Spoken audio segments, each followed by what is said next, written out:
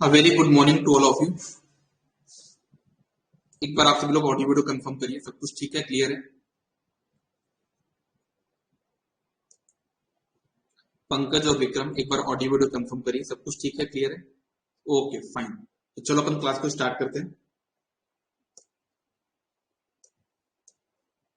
तो अपन ने कल की क्लास में बताया था कि मेरा जो डिस्क होता है वहां पे दो टॉक लगते हैं, याद है आप लोग को।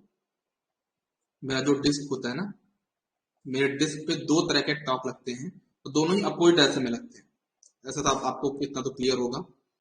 तो देखना आप लोग, जो पहला टॉक था वो इस डायरेक्शन में लग रहा था, दूसरा टॉक आपका इस डायरेक्शन में लग रहा था। T1 और T2, ये आपका पहला टॉर्क था T1 और दूसरा टॉर्क था आपका T2। T1 जो टॉर्क था वो टॉर्क किसकी वजह से लगा था? कोई बता सकता है कि T1 टॉर्क के पीछे किसका इंटरेक्शन था? कौन कौन आपस में मिलके इंटरेक्ट करके आपका T1 टॉर्क प्रोड्यूस कर रहे थे? कोई बता सकता है क्या? सर कल का लास्ट क्वेश्चन रिवाइज करवा दो, तो मुझे कल का पीडीएफ ओपन करना पड़ेगा फिर यार विक्रम।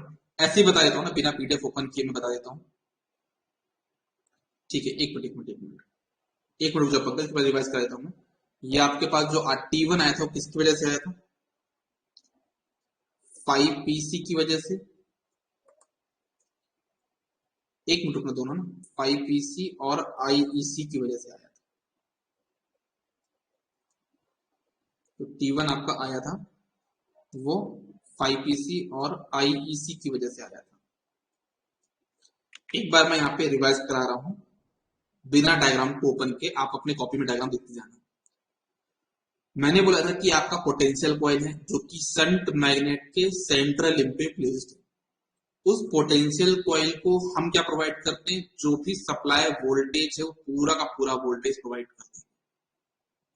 तो हमारे पोटेंशियल कॉइल पे कुछ करंट पास होगी, वो करंट होगी IPC। क्योंकि मेरे पोटेंशियल कॉइल पे कुछ नंबर ऑफ टर्न्स होंगे, उसकी वजह से वहां पे एक MMF क्रिएट होगा, N1 इंटू IPC। अब MMF हो गया क्योंकि जो शंट मैग्नेट जो ई शेप का है उसका कुछ रिलक्टेंस भी होगा, जिसकी वजह से उस ई शेप का जो कोर है उस पे एक फ्लक्स सेटअप हो जाएगा, और उस फ्लक्स का नाम हम देते हैं क्या? 5PC। क्योंकि ये जो पूरी वर्किंग है, जो सप्लाई आपने दी वो पूरा AC था, तो MMF भी अल्टरनेटिंग नेचर का हुआ, तो आपका जो फ्लक्स क्रिएट होगा वो किस नेचर का होगा? That will be also a time varying nature. जब फ्लक्स आपका टाइम वेरिंग नेचर है मतलब चेंज हो रहा है फ्लक्स, फ्लक्स टाइम के साथ चेंज हो रहा है, टाइम वेरिंग नेचर है। तो जब वही फ्लक्स आपके एल्यूमिनियम डिस्क को पास होगा तो डिस्क आपको उस फ्लक्स को कट करेगा। तो अकॉर्डिंग टू फैराडेज लॉ मेरे डिस्क पे कुछ इंड्यूस्ड ईएमएफ होना चाहिए, तो होगा। उस अल्टरनेटिंग फ्लक्स की वजह से मेरे एल्यूमिनियम डिस्क पे कुछ इंड्यूस्ड ईएमएफ आएगा, उसका नाम मैं दिया था क्या? EP शायद दिया था मैंने, जो भी आप देख लेना वहां पे चेक कर लेना। तो किसमें ये इंड्यूस हुआ आपका? क्रिएट आपके डिस्क पे, और उस EP की वजह से, क्योंकि डिस्क का कुछ रिएक्टेंस भी होगा, उस वजह से उस डिस्क पे एक करंट फ्लो जिसको हम एडी करंट बोलते हैं, वो करंट क्या थी? IEP, मतलब eddy current induced in the disc due to potential coil. Similarly मेरा जो सीरीज मैग्नेट होता है इलेक्ट्रो आपका एनर्जी मीटर का, कौन सा मैग्नेट? सीरीज मैग्नेट, जहां पे हम करंट कॉइल प्लेस करते हैं दोनों ही साइड लिंब पे, वो आपका कौन सा करंट कैरी करता है? वो आपका लोड करंट कैरी करता है। मान लो घर के कुछ लोड चालू है, जब घर के कुछ लोड चालू है मतलब लोड करंट वहां पे कुछ है, और लोड करंट प्रेजेंट होने की वजह से आपका करंट कॉइल करंट है, क्योंकि दोनों सेम चीज ही हो गई। जब करंट कॉइल में करंट है, करंट कॉइल में कुछ आपके पास नंबर ऑफ टर्न्स भी होंगे, तो वहां पे भी एक MF क्रिएट होगा, वो क्या होगा? N2 into ICC। क्योंकि जो आपका यू शेप का जो बन रहा था वहां पे आपका कोर, जिसका कोर यहाँ पे सीरीज मैग्नेट का जो कोर है, जो इलेक्ट्रोमैग्नेट है, उसका भी कुछ रिलेक्टेंस होगा, उसकी वजह से एमएमएफ अपॉन रिलक्टेंस की वजह से एक फ्लक्स सेटअप हो जाएगा, जो कि अगेन कैसा फ्लक्स होगा, टाइम वेरिंग नेचर का फ्लक्स होगा। अब वो फ्लक्स अगेन किसको कट करेगा, एल्यूमिनियम डिस्क को कट करेगा। अब एल्यूमिनियम डिस्क को दो फ्लक्स मिल चुके, आपको पता होगा, अगर एनर्जी आपको इंडक्शन मोटर का प्रिंसिपल पता हो, दो फ्लक्स चाहिए रहते हैं उनको, तब जाके वो मूव करता है। तो डिस्क वहां पे था, दो फ्लक्स मिल चुके। अब होगा क्या कि जो डिस्क है, डिस्क पे चार चीजें हैं। क्या क्या चीजें हैं डिस्क पे? दो तरह के इंड्यूस्ड ईएमएफ है। पहला इंड्यूस्ड ईएमएफ किसने प्रोड्यूस करवाया था, पोटेंशियल कॉइल ने। दूसरा किसने प्रोवाइड करवाया, करंट कॉइल ने। और उसपे दो करंट भी है, दो एडी करंट है। एक एडी करंट किसकी वजह से आया, पोटेंशियल कॉइल की वजह से, और एक एडी करंट किसकी वजह से आया, यहाँ पे करंट कॉइल की वजह से। तो होता क्या है, पोटेंशियल कॉइल का फ्लक्स करंट कॉइल वाले की वजह से जो एडी करंट है उससे इंटरेक्ट करेगा। सिमिलरली हमारे करंट कॉइल का फ्लक्स और पोटेंशियल कॉइल की वजह से जो एडी करंट आया, इन दोनों से इंटरेक्ट करके हम दो टॉर्क प्रोवाइड यहाँ पे करते हैं। दोनों ही टॉर्क आप अपोजिट डायरेक्शन में होते हैं। इस वजह से हम डिस्क का जो शेप है वो सर्कुलर रखते हैं, जिससे हमको यूनिडायरेक्शनल टॉर्क मिले। ये मैंने कल की वर्किंग का एक बार दोबारा रिवाइज किया। क्लियर विक्रम? अब यहाँ तक पंकज और विक्रम दोनों कंफर्म करेंगे।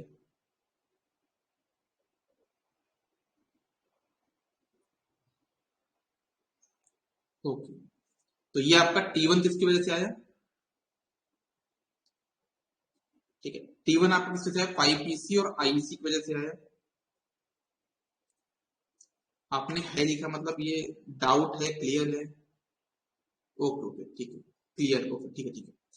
जो T2 आया था उस किसकी वजह से आया था, T2 जो ये T2 आया था ना, वो किसकी वजह से आया था,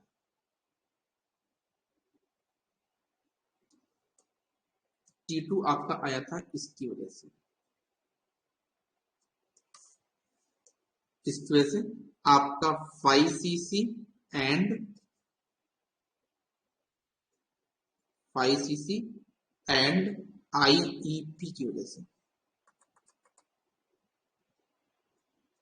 ये दोनों आपस में इंटरेक्ट करके हमको टॉर्क प्रोवाइड कर रहे थे।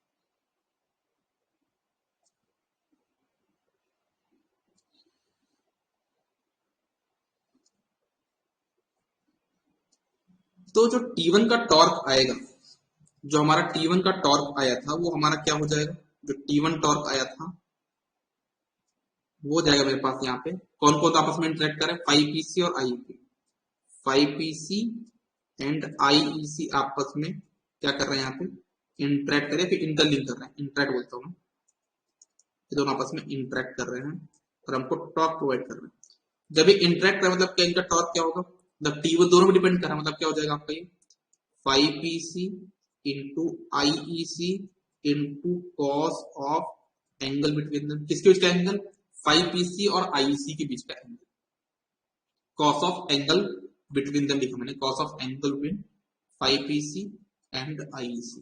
ये मैंने वेक्टर रूल लगा, कुछ नहीं, यहाँ पे मैंने सिर्फ एंड लगा दिया, मतलब इन दोनों के बीच का एंगल, ठीक है, 5PC और IEC के बीच का एंगल। तो ये आपका T1 हो गया। सिमिलरली जो आपका T2 है, सिमिलरली आपका जो T2 है वो क्या हो जाएगा, वो किसकी वजह से आया, 5cc एंड IEP का आपस में इंटरेक्शन हुआ,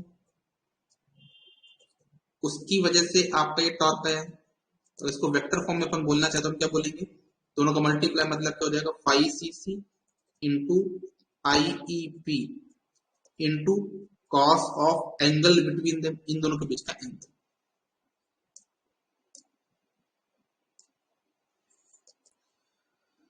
तो ये चीज भी क्लियर हो गई सबको।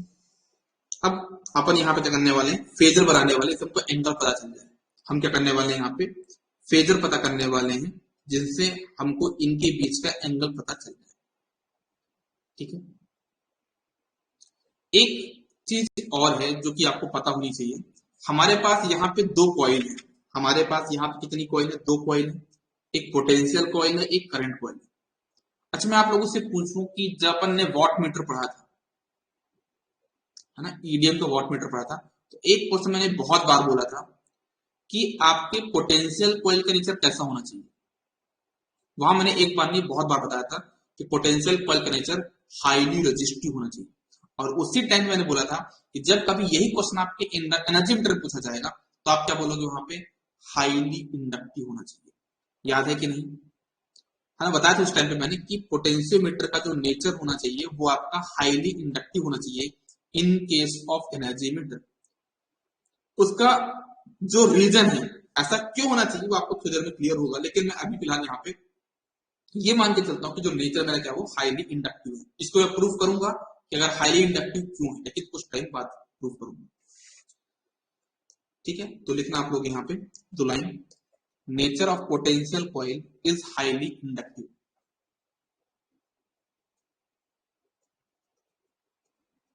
Nature of potential coil is highly inductive.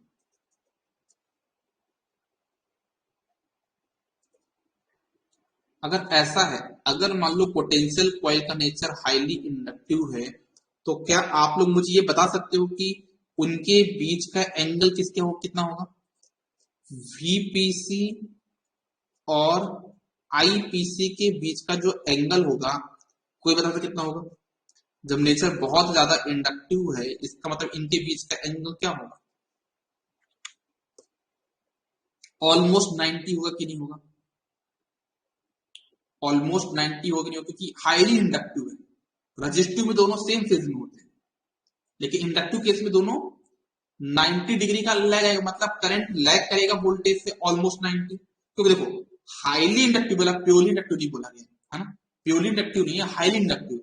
Highly मतलब इसका एंगल 90 एक परफेक्ट नहीं होगा, 90 के पास मतलब 80 85 ऐसा कुछ होगा, ऑलमोस्ट 90 होगा, 90 नहीं होगा, इतना एग्जैक्ट 90 नहीं होगा, ये तो मुझे बोल सकता हूँ, क्योंकि यहाँ पे बार बार मेंशन किया गया हाईली इंडक्टिव। प्योरली इंडक्टिव और हाईली इंडक्टिव डिफरेंस है। हाईली मतलब ज्यादा है, लेकिन प्योरली नहीं है, मतलब पूरा 100% इंडक्टिव नहीं है। तो हमारे पास जो नेचर होगा यहाँ पे, इन दोनों जो एंगल होगा कितना होगा वो, लेकिन यहाँ पे अप्रोचिंग टू 90, 90 के पास होगा, near to 90, but not equal to 90, ये लिखना जरूरी है, बट नॉट इक्वल टू 90। रफली कितना लेता है एग्जांपल मान लेते हैं, एग्जांपल यहाँ पे एज्यूम कर लेते हैं कितना, 85 है, 80 से 85 डिग्री कुछ होगा। ठीक है, ओके। और करंट लैग करेगा ना, क्योंकि नेचर इंडक्टिव, कैपेसिटिव नहीं है, क्या है, इंडक्टिव। इंडक्टिव मतलब यहाँ पे क्या होगा, करंट लैग करेगा, करंट लैग करेगा, यहाँ पे करंट लैग्स।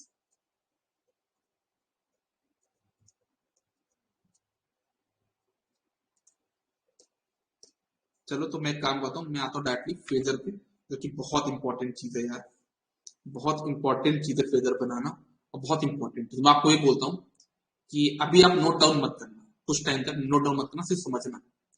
फिर नोट डाउन करने के लिए मैं आपको प्रॉपर अलग से टाइम प्रोवाइड करूंगा, क्योंकि अगर नोट डाउन करोगे तो हो सकता है आपका गलत हो जाए बीच में, हो सकता है मेरा भी गलत हो जाए, मतलब कि कुछ चीजें यहाँ पे एंगल बहुत कॉम्प्लिकेटेड होंगे, है ना। तो अगर परफेक्ट वहां पे चीजें दिखाई नहीं दी तो मुझको रख कर दोबारा बनाना पड़ेगा, है ना। तो आप लोग अभी नोट डाउन मत करना, सिर्फ देखना, देखिएगा।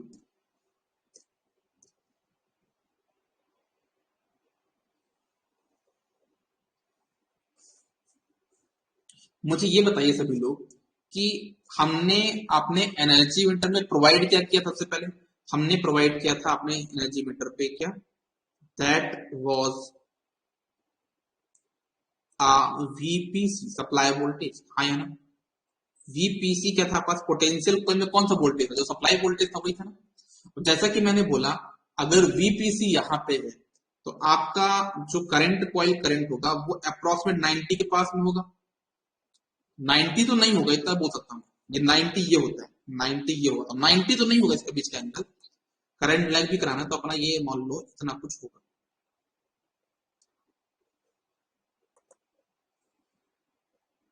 है ना, नियर अबाउट 80-85 कुछ यहाँ पे एंगल है। ठीक है, तो ये आपके पास यहाँ पे कौन सा हो गया, ये आपका this is your I P C. इतना क्लियर हो सकते हो, ठीक है ना। वीपीसी और आईपीसी इनके बीच का एंगल 90 नहीं होगा, कितना होगा, अप्रोक्सीमेट 80 से 85। एक काम करते हैं, जो एंगल होगा मैं डेल्टा, कितना एंगल के बीच का, डेल्टा। ठीक है, तो ये एंगल मैंने मान लिया इनके बीच कितना डेल्टा। बहुत सारे एंगल बनेंगे बीच में इनके यार, बहुत दिक्कत जाएगी लिखने में मुझे। ठीक है, यहाँ पे बाहर लिख दूं क्या मैं? अभी लिख देता हूँ, बाद में रफ कर दूंगा। ये एंगल कितना है आपका डेल्टा, ये एंगल आपका यहाँ पे डेल्टा है, बाहर लिख देता हूँ, बाद में लिख दूंगा अच्छे से। अभी डेल्टा है ना, ओके, बाद में दोबारा लिख दूंगा यहाँ पे डेल्टा, क्योंकि अभी इनके बीच में जो डायग्राम प्लॉट करना है उसे कंफ्यूजन ना हो जाए।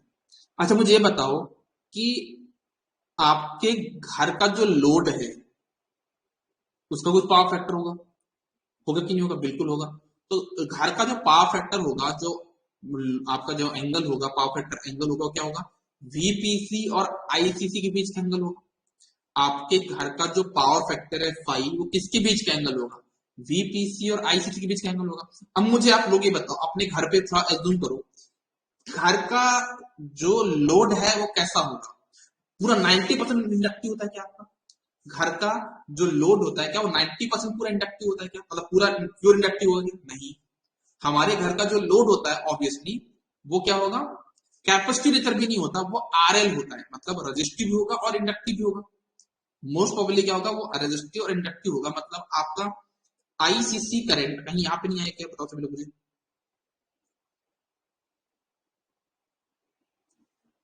मुझे बताओ, आपका जो आईसीसी करंट है वो यहाँ पे आएगा कि नहीं आएगा? हाँ या ना?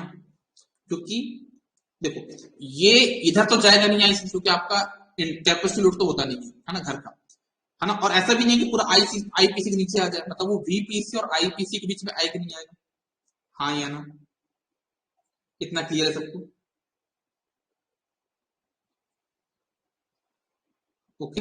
अच्छा, एक चीज आपको और पता होनी चाहिए, आप लोग मशीन पढ़ चुके हो, मशीन पढ़ोगे भी आगे, थोड़ा बहुत आपको पहले से पता होगा कि करंट की वजह से जो फ्लक्स आता है, तो करंट और फ्लक्स में 1 डिग्री का भी डिफरेंस नहीं। जिस टाइम पे आपने करंट पास करी उसी टाइम पे वो फ्लक्स क्रिएट कर देता है, इसमें कुछ भी टाइम डिले नहीं होता है ना? करंट और फ्लक्स हमेशा सेम फेज में होते हैं, ये बात आप सबको पता होगी। तो अब होगा क्या देखना, पहले समझना। देखो, ये जो एंगल है, ये वाला ऊपर वाला, ये कितना है आपका? फाइव, पावर फैक्टर एंगल है फाइव, ठीक है। और ये पूरा एंगल कितना था? डेल्टा।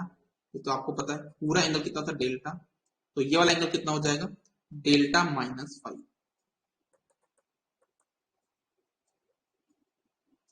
एंगल बहुत ज्यादा आएंगे, तो थोड़ा सा आप लोग केयरफुली समझना इसको।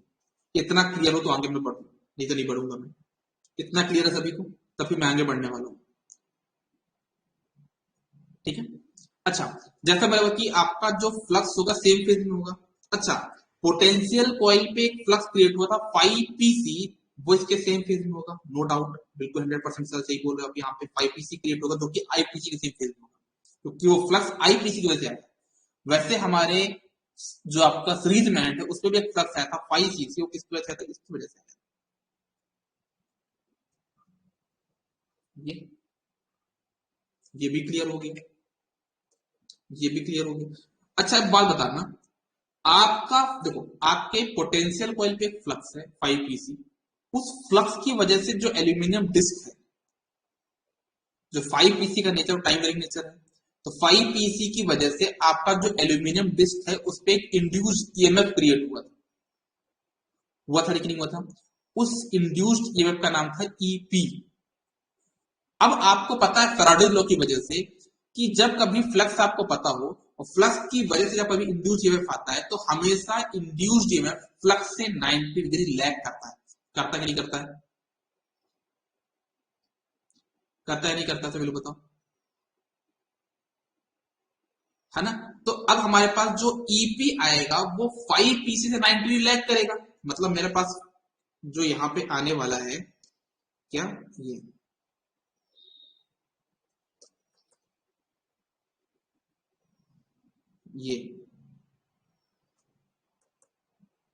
ये मैंने क्या बनाया यहाँ पे? ईपी 90 डिग्री देखना है, पूरा बन जाए यार, ये बन गया 90? नहीं बना, अभी कम है।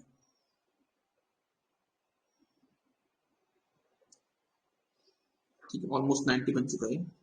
है ना। तो ये 5 पीसी की वजह से, ये 5 पीसी है, इसकी वजह से जो इंड्यूस ईएमएफ आया आपके पास कितना है, वो ईपी आया। ठीक है, ओके। अब ये 5 सीसी है और 5 सीसी की वजह से ये क्या आपका करंट कॉइल का फ्लक्स है। करंट कॉइल का फ्लक्स, अब डिस्क अगेन वहीं पर रखी हुई है, तो डिस्क पे अगेन क्या होगा, एक इंड्यूस ईएमएफ होगा, जो कि किसके से होगा, करंट कॉइल फ्लक्स की वजह से होगा।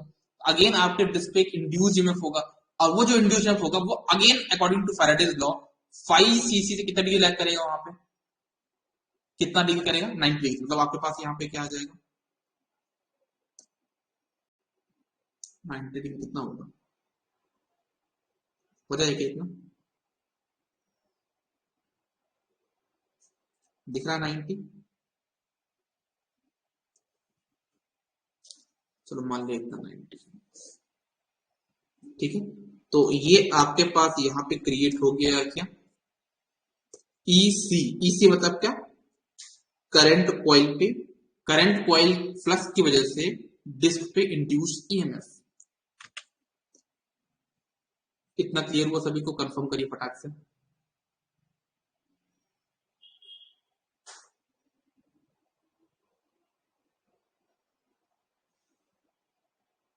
ओके, अब हम क्या करने वाले देखना। अब जैसा कि आपको पता है कि आपका जो डिस्क है, एल्यूमिनियम डिस्क है, इस पे दो इंड्यूस्ड ईएमएफ है।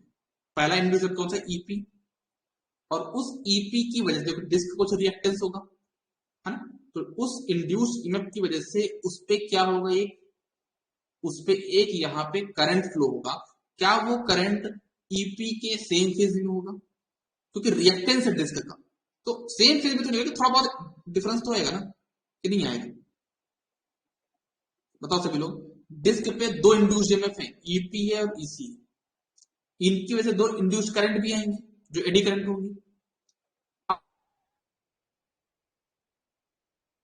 तो ईपी की वजह से जो करंट फ्लो होगी, तो डिस्क का कुछ रिएक्टेंस है, उस रिएक्टेंस की वजह से कुछ थोड़ा लैग करेगी करंट, जो एडी करंट आएगी वो थोड़ा बहुत लैग करेगी, हाँ या ना, थोड़ा बहुत लैग करेगी, बिल्कुल करेगी सर। अब जो थोड़ा बहुत लैग करेगी तो कैसे करेगी देखना आपको, आपकी जो करंट आएगी वो ऐसी कुछ हो जाएगी, तो मैं ग्रीन कलर से बनाता हूँ। तो आपकी जो एडी करंट आएगी वो ऐसी आ जाएगी, ज्यादा एंगल नहीं हो, थोड़ा बहुत एंगल होगा यहाँ पे इनके बीच में, तो थोड़ा सा और कर देता हूँ।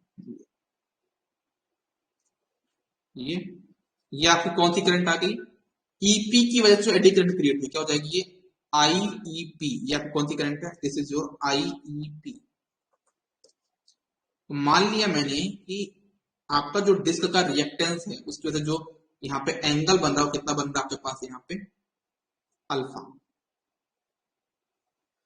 ठीक है, बहुत कम एंगल होगा, 1 डिग्री 2 डिग्री के आसपास होगा ये, है ना, क्योंकि अब एल्यूमिनियम डिस्क से तो ज्यादा तो रेजिस्टिव होगा, थोड़ा बहुत बस इंडक्टिव नेचर वहां पे होगा। ठीक है, अब समझना, ईसी की वजह से जो एडी करंट फ्लो होगी वो कौन सी करंट होगी, आईईसी। अब मुझे बताओ, जो आईईसी है वो ईसी से कितना डिग्री लैग करेगा, कॉमन सेंस की बात है, कॉमन सेंस की बात है। आपका ईसी की वजह से जो आईईसी आएगा वो ईसी कितना लैग करेगा, अरे वो अल्फा एंगल ही तो करेगा ना, डिस्क दोनों के लिए सेम है ना, डिस्क तो दोनों के लिए सेम है, तो डिस्क का रिएक्टेंस भी सेम रहेगा। तो जब ईपी की वजह से आईईपी अल्फा बनाया था, तो ईसी की वजह से जो आईईसी बनेगा वो भी कितना आएगा, अल्फा आएगा, क्योंकि डिस्क तो दोनों के लिए सेम है ना, तो दोनों के लिए रिएक्टेंस भी तो सेम होगा, तो रिएक्टेंस एंगल तो सेम होगा आपके पास यहाँ पे। क्लियर हो रहा है क्या बोलना चाह रहा हूं मैं। तो आपके पास यहाँ पे जो आएगा क्या, यहाँ पे जो आएगा, एक minute,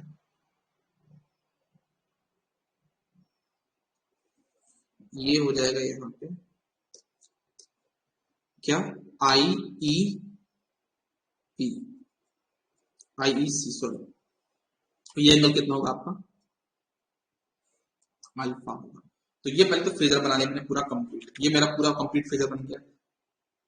last part repeat, last part repeat करता हूं, देखो आपके पास जो डिस्क है, दो इंड्यूस्ड ईएमएफ है, ईपी और ईसी, उसी डिस्क पे मेरे पास दो एडी करंट भी है, आईईपी और आईईसी।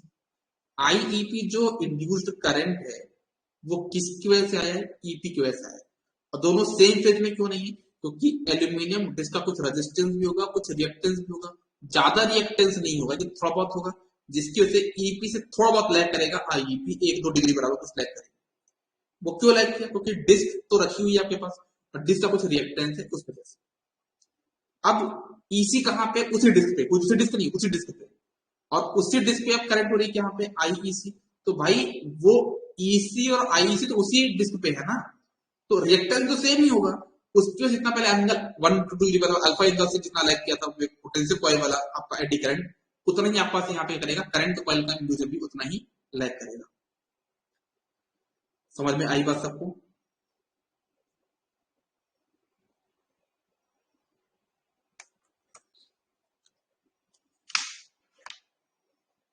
तो 2 मिनट वेट करना।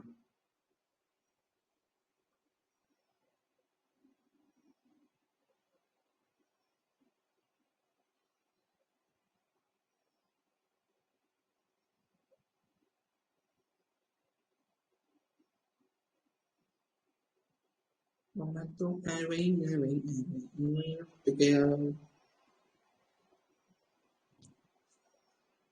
चलो, मार्केट का हाल देख रहा था तो ठीक है, अच्छा तो नहीं पर ठीक है। मेरा पेन चाहिए ये। अब देखना, थोड़ा सा एक काम करता हूँ मैं, एक काम बस करता हूँ मैं, इस डायग्राम को मैं थोड़ा सा यहाँ पे एक कॉपी और कर लेता हूँ, क्योंकि मुझे एंगल बताना है ना। थोड़ा सा मैं इसको डिस्टर्ब ना करके ऐड टू लाइब्रेरी भी करता हूँ, और इसको मैं ऐसे रख के ऐड टू करंट पेज भी कर देता हूँ, तो मुझे ये डायग्राम मिल गया।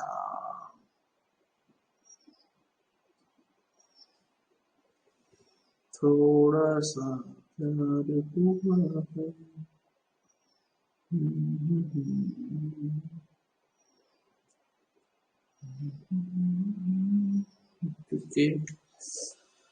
ठीक है, चलो। अब इस डायग्राम पे आपको जो एंगल निकालना था, वो एंगल किसके बीच का निकालना था बताओ जरा सभी लोग। आपको 5PC और आईईसी के बीच का एंगल निकालना है। किसके बीच का? 5PC को ढूंढो यहाँ पे, और आईईसी को देखो, और इनके बीच का एंगल बताओ। अपन ने फेजर क्यों बनाया भाई? इन दोनों के बीच का एंगल निकालने के लिए। बेवकूफ थोड़ा थी कि इतना बड़ा काम किया अपन ने। अपन को तो एंगल चाहिए था ना, इस वजह से अपन ने काम किया। सिमिलरली हमको यहाँ पे क्या चाहिए? सिमिलरली हमको यहाँ पे चाहिए क्या? 5cc एंड आईईपी के बीच का एंगल चाहिए।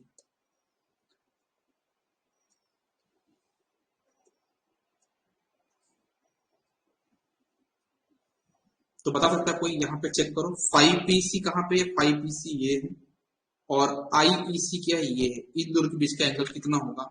सभी लोग बताइए, सोचिए समझिए। वेवफॉर्म आपके दोनों आपके पास सामने है। 5PC और आईईसी के बीच का एंगल।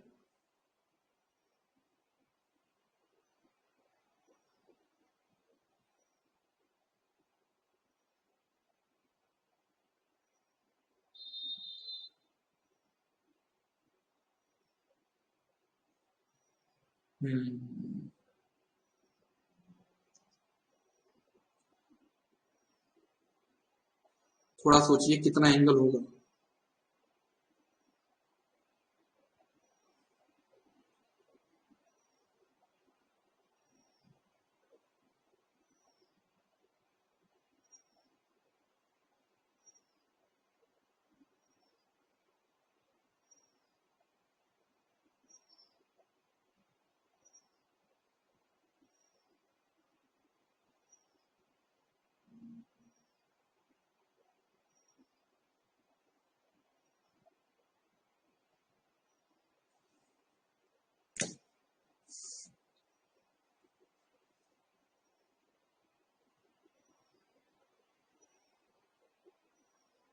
सभी लोग बताइए।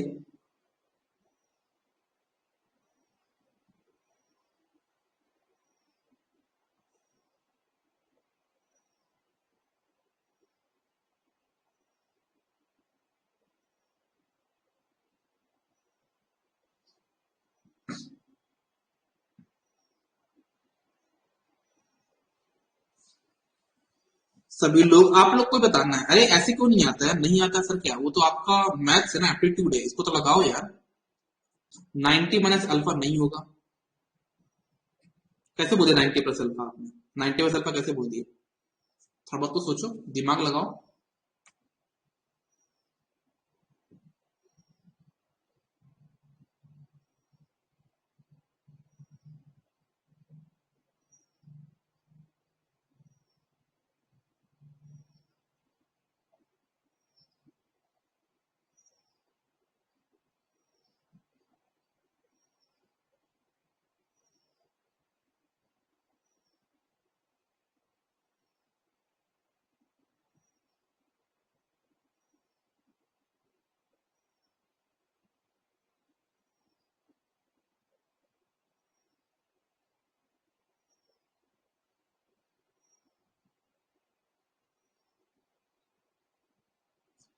Delta plus alpha minus 5।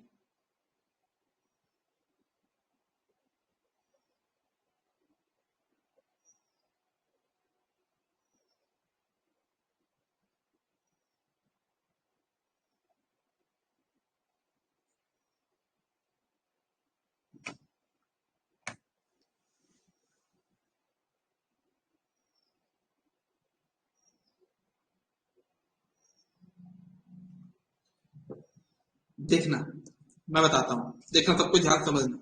आपको जो एंगल निकालना है किस तरह के निकालना है? आपको 5 पीसी ये है और आईईसी ये, इन दोनों बीच का एंगल निकालना है। ठीक है, तो मुझे आप लोग ये बताओ, जो ये ब्लू कलर से मैंने बनाया ना, क्या आईसीसी से लेके ईसी, इनके बीच का एंगल क्या होगा? आईसीसी से लेके ये आपका ईसी के बीच का एंगल कितना होगा? कोई बता सकता है? आईसीसी से लेके ईसी के बीच का एंगल होगा 90। तो आईसीसी से लेके आईईसी के बीच का जो एंगल होगा वो होगा 90 प्लस अल्फा। कितना हो गया ये टोटल एंगल? 90 plus alpha. और उसमें से अगर मैं ये एंगल माइनस कर दूं, डेल्टा माइनस 5, तो क्या बचेगा? वो 5 पीसी और आईईसी बीच एंगल नहीं बनेगा। बताओ सभी लोग, बनेंगे बनेंगे? तो आपका एंगल क्या होगा? 5 पीसी और आईईसी के बीच का एंगल क्या होगा? 90 plus alpha minus delta minus 5। Right? आपका जो एंगल होगा वो क्या होगा? ये होगा। This will be your 90 plus alpha minus delta minus 5। This will be your angle.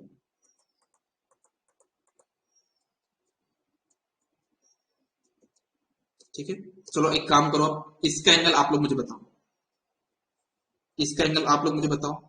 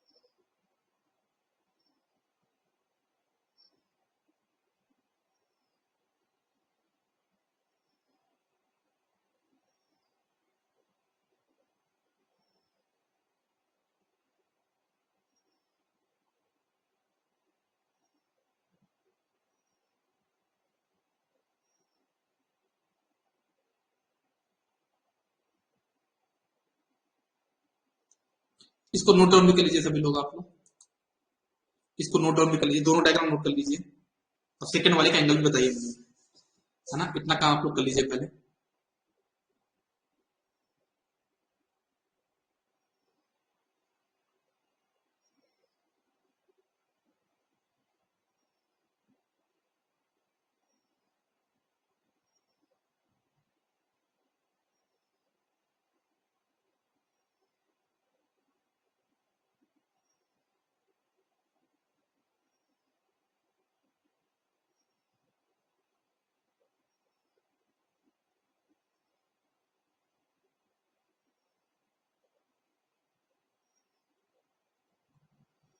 90 plus alpha minus delta minus 5,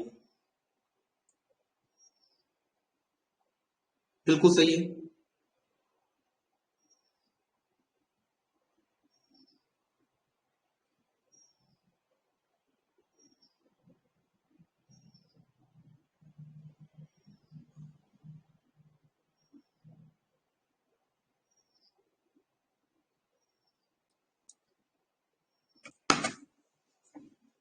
ninety plus alpha plus delta minus 5, ये आपके पास है। ठीक, अब इन दोनों को नोट डाउन कर लीजिए सभी लोग, दोनों डायग्राफ को आप लोग नोट डाउन कर लीजिए।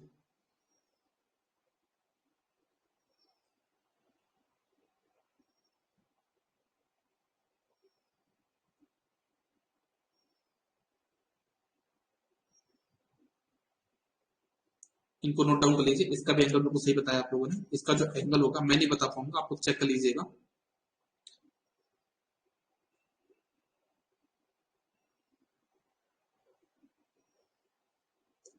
ठीक, तो यहाँ पे जो एंगल होगा कितना होगा, 90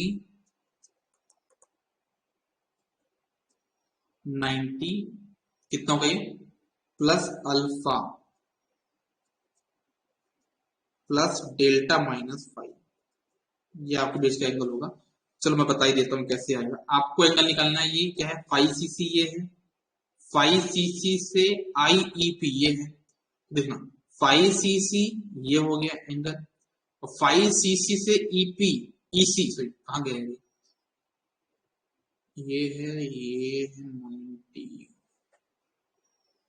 जस्ट एक सेकंड, जस्ट देखो, ये आपका 5PC है, 5PC से EP 90 है, और ये आपका अल्फा, तो 90 प्लस अल्फा ये हो गया, और डेल्टा माइनस 5 और कर दो, तो 90 plus alpha plus delta minus 5, ये आपका आंसर हो जाएगा।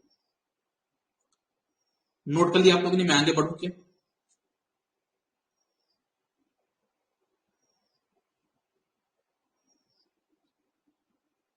नोट डाउन करने के बाद बताइएगा मुझे अगर नोट डाउन हो गया हो तो।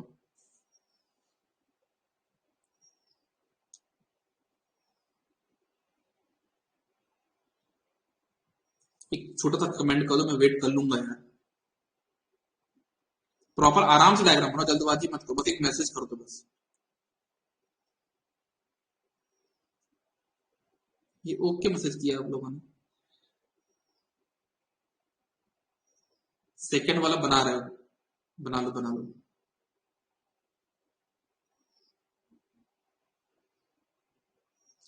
अलग अलग क्यों बना रहे हो, वैसे तो डायग्राम तो सेम, बस एंगल बस आप बना लो उसमें, मतलब क्लियर दिखना चाहिए, कहने का मतलब ये है। मेरा क्या था, कॉपी पेस्ट मार दिया मुझे ज्यादा प्रॉब्लम नहीं हुई।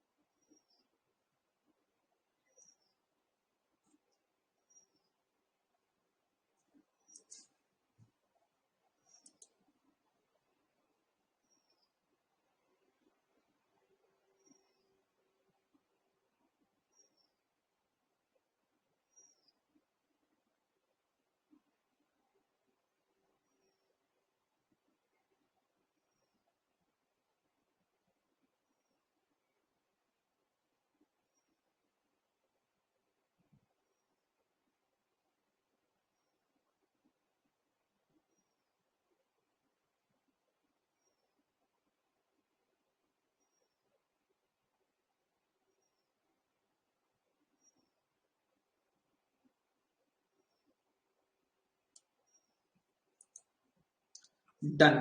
पंकज आपने भी बना लिया डायग्राम? पंकज आपका भी हो गया?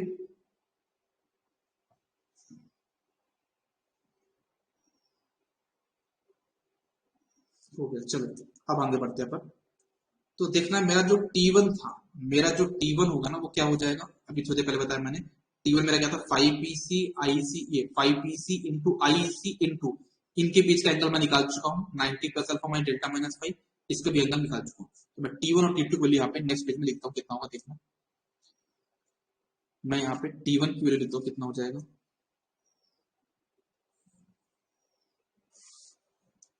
दिस T1 इक्वल्स टू क्या था, 5PC था ना, क्या था यार, T1 equals to 5PC into IEC into cos of angle, angle कितना हो जाएगा देखना, 90 प्लस अल्फा, ये था माइनस में था कितना, डेल्टा माइनस 5,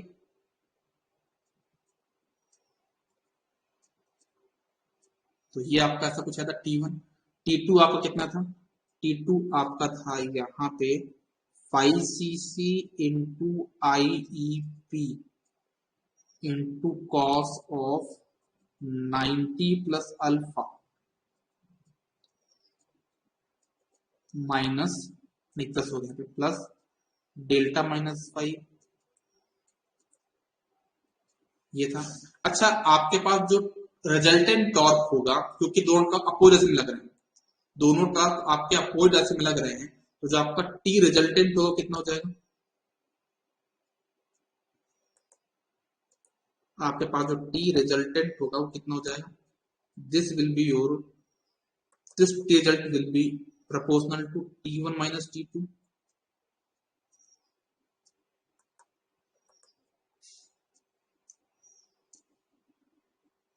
ये आपका रिजल्टेंट टॉर्क होगा। टी रिजल्ट कितना होगा, T1 माइनस T2, ये आपके पास हो जाएगा। अगर ये ऐसा कुछ हो गया, अगर मेरे पास T1 माइनस T2 यहाँ पे हो गया, तो मैं क्या बोलूंगा, तो मैं क्या बोलूंगा यहाँ पे कि मेरा जो T1 होगा, जो टी रिजल्टेंट होगा कितना हो जाएगा देखना आप लोग यहाँ पे, T resultant is proportional to T1 minus T2, मतलब this minus T1 this one, तो क्या हो जाएगा यहाँ पे, इसको देखना properly, 5PC into IEC cos, वो लिखना पड़ेगा 90 प्लस अल्फा माइनस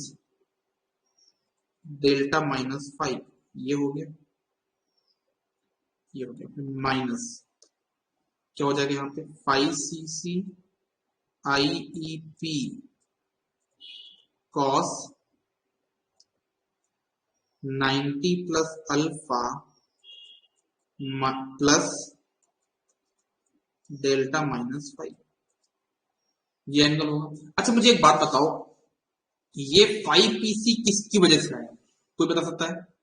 ये 5PC के पीछे का रीजन क्या है, VPC है, हाँ या ना, हाँ या ना, तो देखना सभी लोग यहाँ पे, टी रिजल्टेंट प्रोपोर्शनल टू, इस 5PC के पीछे का जो रीजन हो क्या है, VPC, ऑब्वियसली इस IEC, इसके पीछे का जो रीजन है वो करंट कॉइल करंट, तो क्या हो जाएगा इनटू ICC, प्रोपोर्शनल इस वजह से, इनटू एंगल क्या पास यहाँ पे कॉस ऑफ, पूरा वही लिख देना फिर से, 90 plus alpha minus delta minus 5, ये हो गया, माइनस 5cc किसकी वजह से आया, ICC, तो यहाँ पे हो जाएगा ICC इंटू IEP किस वजह से आया, VPC, तो VPC इंटू एंगल ही देना cos 90 plus alpha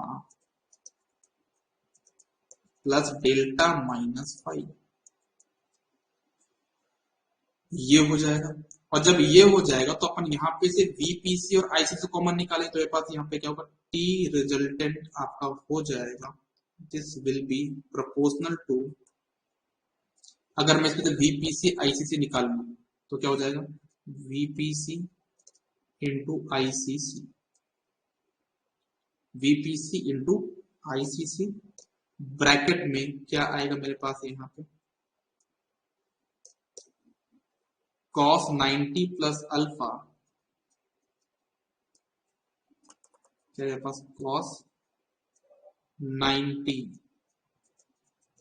plus alpha minus delta minus 5 minus cos of 90 plus alpha plus delta minus 5। अगर आप थोड़ा सा कॉमन सेंस लगाओगे यहाँ पे, तो यहाँ पे एक फॉर्मूला फिट बैठ रहा है, कौन सा, cos a minus B minus cos a plus B. ये किसका फॉर्मूला होता है, ये होता है किसका, 2 sin a sin b। Formula क्या है, cos a minus B minus cos a plus B.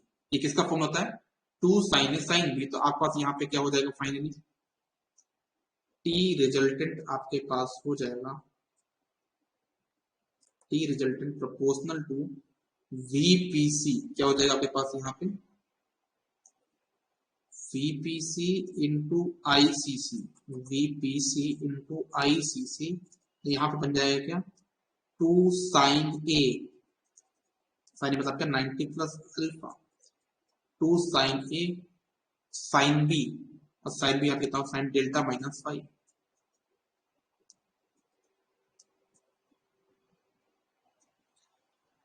है ना, इतना नोट कर लो पहले, फिर मैं नेक्स्ट पेज पे मूव करूँ। नोट डाउन कर लिए सभी लोग, फिर मैं नेक्स्ट पेज पे मूव करूँ।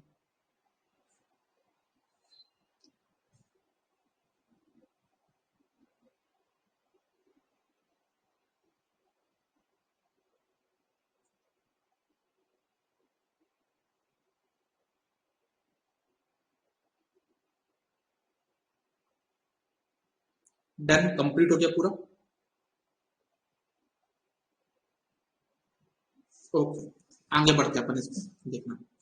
तो मेरे पास टी रिजल्टेंट कितना आ जाएगा यहाँ पे,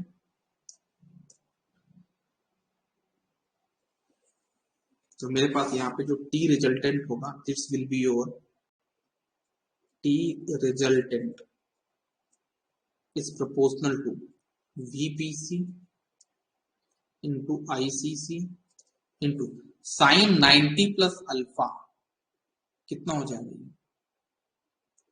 cos alpha into sine delta minus 5।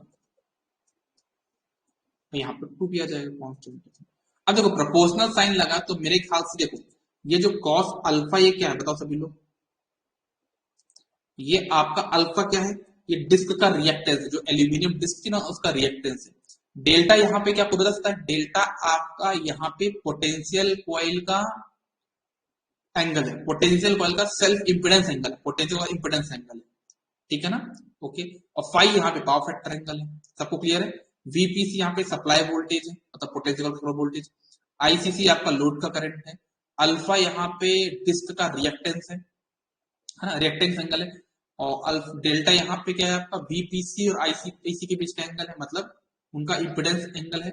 और फाई यहाँ पे आपका पावर फैक्टर एंगल, ठीक है। इतना अपन डिस्कस कर लिया। अच्छा, जो रिजल्टेंट टॉर्क यहाँ पे है वो कौन सा टॉर्क निकाल रहे थे आप तो निकाले ड्राइविंग टॉर्क है ना।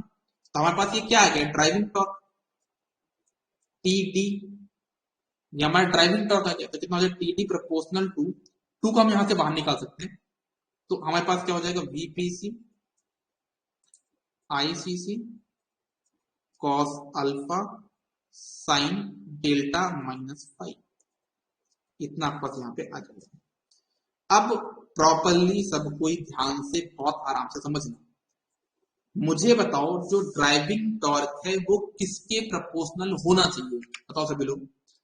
जो डिस्क पे जो ड्राइविंग टॉर्क लग रहा है, वैसे तक कि हमारे घर पे इतना पावर कंज्यूम हो रहा है, उसके प्रोपोर्शनल होना चाहिए। आप लोग ऐसे चीज लगता नहीं लगता, आप लोग लगता नहीं लगता कि हमारा जो ड्राइविंग टॉर्क है डिस्क पे जो लग रहा है वो कितना लगना चाहिए, जितना ज्यादा हम पावर यूज करें अपने घर पे, मतलब पावर का प्रोपोर्शनल होना चाहिए। और पावर क्या होता है, VPC into ICC into cos 5, है ना। तो मुझे बताओ कि आप सबको पता है यहाँ पे कि TD should be proportional to, हाँ बताता हूँ, लिखना है T D should be proportional to P, should be proportional to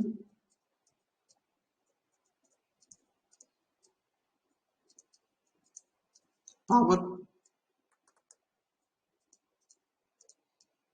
power consume, है ना। तो अब अगर आपको टीडी को पावर के प्रोपोर्शनल करना है तो एक काम करो ना, एक काम करो, अगर आप यहाँ पे टीडी प्रोपोर्शनल टू पावर करना है, मतलब क्या करना है आपको यहाँ पे वी आई कॉस फाई करना है, यहाँ पे ये तो पावर होता है ना, आपको तो यही करना है। अगर ये आपको करना तो उसके लिए एक काम करो, जो आपके पास यहाँ पे डेल्टा दिया है ना उसके लिए 90 रख के लिख क्या है, अगर आप यहाँ पे डेल्टा इक्वल टू 90 पुट कर दो तो क्या आ जाएगा, कितना हो जाएगा पास यहाँ पे T D proportional to VPC into ICC into cos, भाई मैं 2 मिनट के साइड में रखता हूँ उसको, और साइन 90 माइनस फाइव क्या बन जाएगा कॉस फाइव। तो भाई आगे कि नहीं आया काम, अब आपको समझ में आया कि हम डेल्टा 90 क्यों लेते हैं, डेल्टा 90 के पास क्यों लेंगे, जितना ज्यादा 90 के पास लेंगे, मतलब जितना ज्यादा हम अपना पोटेंशियल कॉइल का नेचर जितना इंडक्टिव बनाएंगे उतना अच्छा रहेगा। इसीलिए बोलते हैं कि पोटेंशियल कॉइल का नेचर हमारा हाईली इंडक्टिव होना चाहिए, क्योंकि अगर हाईली इंडक्टिव होगा तो हमारा जो ड्राइविंग टॉर्क है वो सच में पावर के प्रोपोर्शनल हो पाएगा, जो कि हमको चाहिए। हम यही चाहते हैं कि हमारे डिस्क पे जो ड्राइविंग टॉर्क लगे ना वो पावर के प्रोपोर्शनल हो। क्या ये पॉइंट सबको क्लियर है, कंफर्म करिए सभी लोग।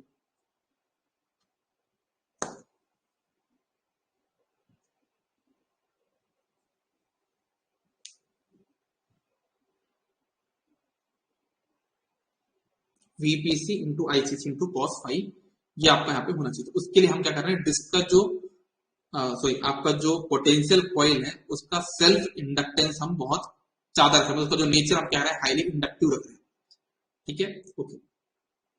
अच्छा मुझे एक बात बताओ, ड्राइविंग टॉर्क तो आपको ज्यादा ही चाहिए ना, जो मीटर बना रहा है वो यही चाहता है कि ड्राइविंग टॉर्क ज्यादा ही लगे, और ज्यादा रखने के लिए कॉस अल्फा की वैल्यू क्या होनी चाहिए मैक्सिमम, है ना।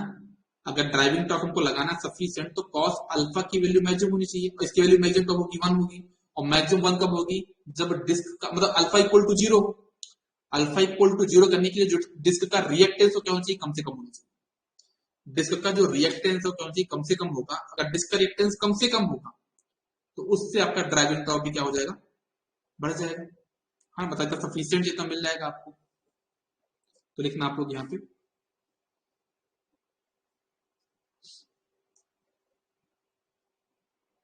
2 पॉइंट लिखिएगा,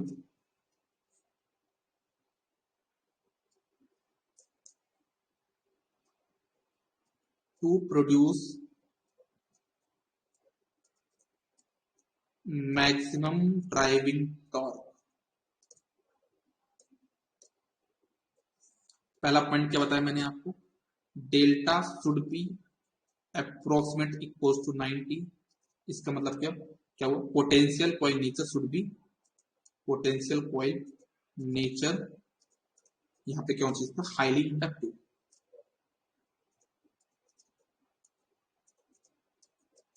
हाईली इंडक्टिव होना चाहिए, ये बात हो गई। और सिमिलरली एक पॉइंट और है कि आपका जो अल्फा है मतलब कॉस अल्फा है ना, समझना आपने, पहला पॉइंट तो ये हो गया। दूसरा पॉइंट ये हो गया कि कॉस अल्फा इसकी वैल्यू अप्रोक्सीमेट 1 के बराबर होनी चाहिए, मैक्सिमम होनी चाहिए, उसके लिए अल्फा की वैल्यू 0 होनी चाहिए, और अल्फा वैल्यू 0 करने के लिए जो डिस्क का रिएक्टेंस हो क्या होना चाहिए, 0 होना चाहिए, डिस्क रिएक्टेंस शुड बी 0। अच्छा डिस्क का रिएक्टेंस 0 होने मतलब क्या है कि उसका नेचर कैसा होना चाहिए डिस्क का, रेजिस्टिव, हाँ या ना। अगर डिस्क को हमको क्या बनाना है, रिएक्टिव बनाना, मतलब डिस्क का रिएक्टेंस 0 रखना है तो उसका नेचर कैसा होना चाहिए, हाईली रेजिस्टिव होना चाहिए, रेजिस्टिव होना चाहिए इसका नेचर, राइट।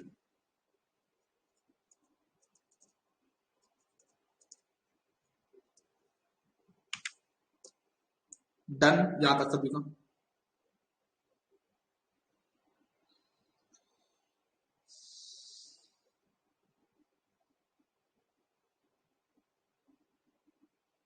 ठीक है चलो। अच्छा एक चीज और देखना सभी लोग जो आपको बताना चाहूंगा मैं,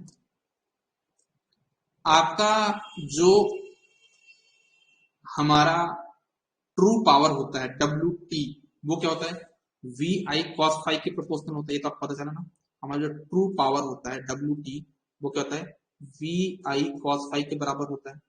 लेकिन हमारा जो एनर्जी मीटर पावर रीड कर रहा है, मेजर कर रहा है, वो क्या कर रहा है WM इक्वल टू कितना कर रहा है, दैट इज VI sin डेल्टा माइनस फाई कर रहा है। हाँ या ना, बिल्कुल सही है, इतना ही कर रहा है। तो आप यहाँ पे एरर नहीं बता पाओगे क्या, बिल्कुल एरर बता पाएंगे हम यहाँ पे। तो हमारे पास जो यहाँ पे एरर होगी that will be equal to AM minus AT, मतलब WM माइनस WT।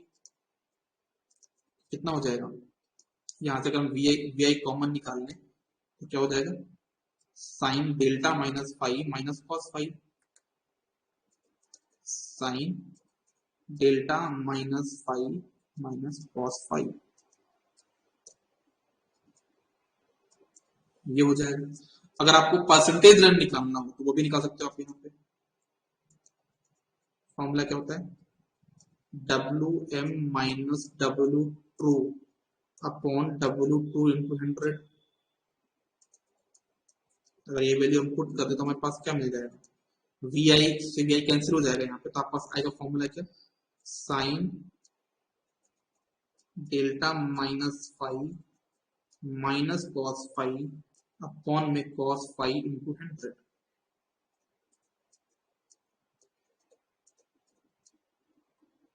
ये आपके पास हो गया यहाँ पे क्या परसेंटेज एरर।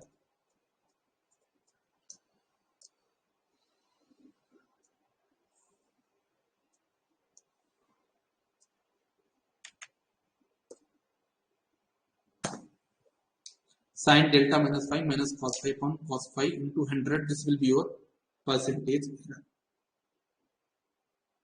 डेल्टा यहाँ पे क्या है, delta should be approximate equal to 90। अगर ये वो तो आपका परसेंटेज 0 हो जाएगा।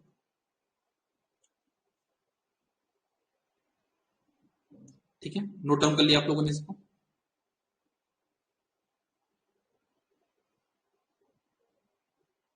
चलो, अगर नोट डाउन कर लिया तो अपन एक काम करते हैं, अपन अभी क्लास को यहाँ पे खत्म करते हैं और मिलते हैं इवनिंग की क्लास पे। इवनिंग पे 8 PM पे क्लास आ सकते हैं क्या अपन आज, जो पंकज विक्रांत दोनों बता दो, क्या इवनिंग पे 8 PM पे अपन क्लास आ सकते हैं। ठीक है, तो कोशिश करेंगे कि आज अपना एनर्जी मीटर भी कंप्लीट हो जाए। ठीक है, कोशिश करेंगे क्योंकि यहाँ पे थोड़ा न्यूमेरिकल भी ज्यादा बनते हैं। अभी तो थ्योरी पोर्शन पढ़ रहे हैं, एक बार जब थ्योरी हो जाएगा ना तो न्यूमेरिकल बहुत तगड़े तगड़े बनते हैं, बहुत अच्छे न्यूमेरिकल बनते हैं। तो प्रॉपर टाइम लेंगे, सारे क्वेश्चन सॉल्व करेंगे, जल्दबाजी कुछ भी नहीं दिखा। ठीक है, चलो मिलते हैं इवनिंग की क्लास पे। Bye bye, take care, good day, all the best.